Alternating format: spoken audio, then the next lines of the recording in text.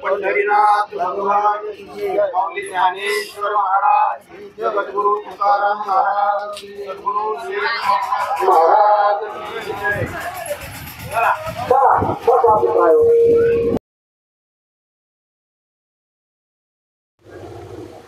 सुफी संत शेख मोहम्मद बाबा यांची श्रीगोंदा ह्या ठिकाणी दिंडी चाललेली आहे। पिंपळगावचे श्रीगोंदा, पिंपळगावचे श्रीगोंदा। अच्छा, म्हणजे पिंपळगावची पिंपळगाव ते श्रीगोंदा हे खरं तर दिंडी सोहळा चाललेला आहे आणि वाटेत हे लिमगाव बोडका या परिसरामध्ये थांबलेले आहेत। काही आपल्याबरोबर वारकरी त्यांच्याकडून आपण विचारून घेणार नेमकी हे खरं श्रीगोंद्यासाठी चाललेले आणि महिन्यावारी का कशी आपण त्यांच्याकडून चालू काय सांगताल नाव? हे आमची वर्षवारी आहे आणि हे तुकाराम महाराज अनबुले यांनी सुरू केलेली, यांच्या प्रेरणेने चालू असली ही दिंडी। बर।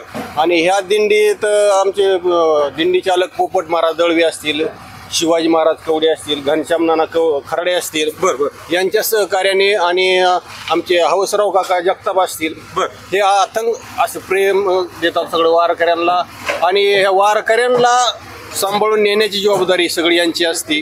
किती बरं दिंडीमध्ये किती? दिंडीमध्ये साधारण आता सध्या 50-60 लोक आहेत। बरोबर। आणि उद्या मांदळीपर्यंत गेल्यानंतर वाढतील, एक साधारण 100-150 लोक होतात।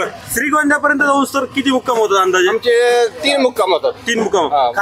मांदळी, खांडगाव, गणपती मळा आणि जेवण्याचं काय असते? जेवण्याचे गावकरी जिथं आमचा मुक्काम असते तिथे। बरं। आणि पिंपळगाव पासून म्हणजे परंपरा कधीपासून म्हणजे कधीपासून? साधारण 20 वर्षापासून। 20 वर्षापासून। तसं जर पाहिलं तर दिंडीच्या अगोदर आमच्या गावातले 4 किंवा 5 वारकरी श्रीगोंद्याला जायचे, पण त्यावेळेस दिंडी नसायची कारण आपली एसटीने जायचे, कुणी जे वाहन भेटेल त्या वाहनाने जायचे आणि वारी करून यायचे। पण तुकाराम महाराजांनी नंतर की असा पायडा घातला की हे म्हणले तुम्ही 4-5 लोक जातात तर आपण 150-100 काय 200 लोक जातील, ते लोक आपण घेऊन वारीच सुरू करू की बघा धाकटी आषाढी वारी आपण सुरू करू। बरं, तिथं मोहम्मद बाबाचं मंदिर आहे आणि विठ्ठल रुक्माईचं पण मंदिर आहे श्रीगोंद्यामध्ये। तिथं तुमच्या आयुष्यात घडलेला एखादा प्रसंग सांगा जे तुम्ही शेख मोहम्मद बाबाला सांगतो ना। शेख मोहम्मद बाबाचं आमचं पहिलं स्थान खाली होतं, खालच्या जुन्या गावात होतं। बर। ते वरच्या गावात आणलं म्हणजे बांधकाम चालू होतं। बर। आणि मी साधारण एक 10-15 वर्षाचा असेल। बर। त्यावेळेस आम्ही बैलगाडी घेऊन अनबुले वस्तीवर सिमेंट न्यायला आलतो। अनबुले वस्तीवर सिमेंट न्यायला आलतो। बर। आणि आम्ही रात्र, मला वाटतं काळोखाची रात्र होती आणि आम्ही बैलगाड्या घेऊन असे चाललो होतो। बर। तर पिंपळगावच्या अलीकडे सर्वदेव वस्ती म्हणून त्या वस्तीला तिथं खाली उतरत असताना एक माझ्या मनात विचार आला की मोहम्मद बाबा इतका काळोख अंधार आहे, जर ही लाईट गेलेली, ही लाईट जर फॉल्ट झाली, एवढा मोठा जर जाळ झाला तर आम्हाला रस्ता तरी दिसेल। आणि अक्षरशः तो शब्द बाबांनी खरा ठरवला आणि ते पोलवर एवढा मोठा जाळ झाला, लाईट सुद्धा फॉल्ट झाली नाही, काही नाही झालं, पण जाळ झालता। तो माझ्या जीवनातला प्रसंग आहे। तुमच्या गावामध्ये आम्ही बघितलं दानी पिंपळगावमध्ये खरंच ग्रामस्थांची एकी पाहून आम्हाला दानी पिंपळगावच्या लोकांनी खूप छान मंदिर बांधलं। त्या मंदिराचं बांधकाम खूप म्हणजे छान केलं। आता खरं तर आता म्हणजे जेवणाचा वगैरे कार्यक्रम वगैरे पाहिला आम्ही, खरंच मनाला चांगलं वाटलं।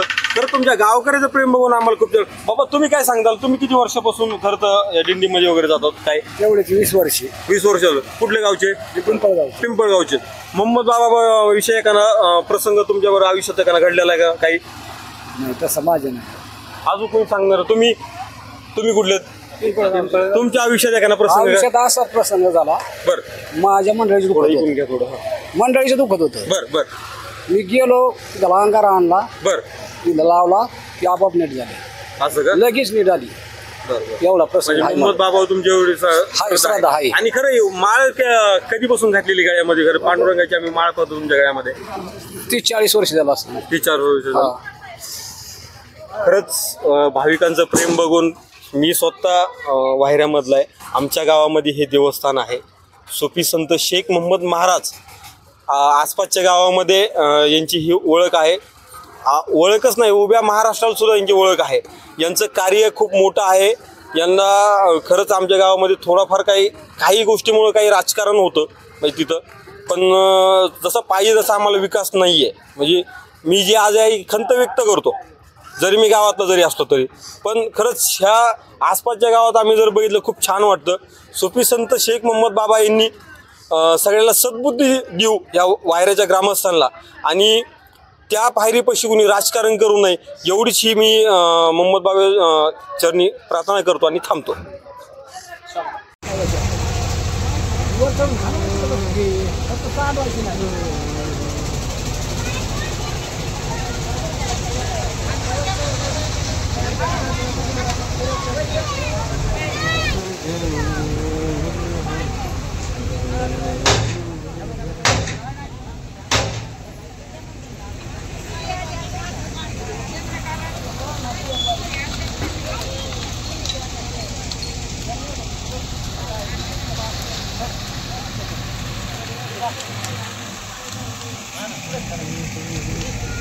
होते ना याच्यात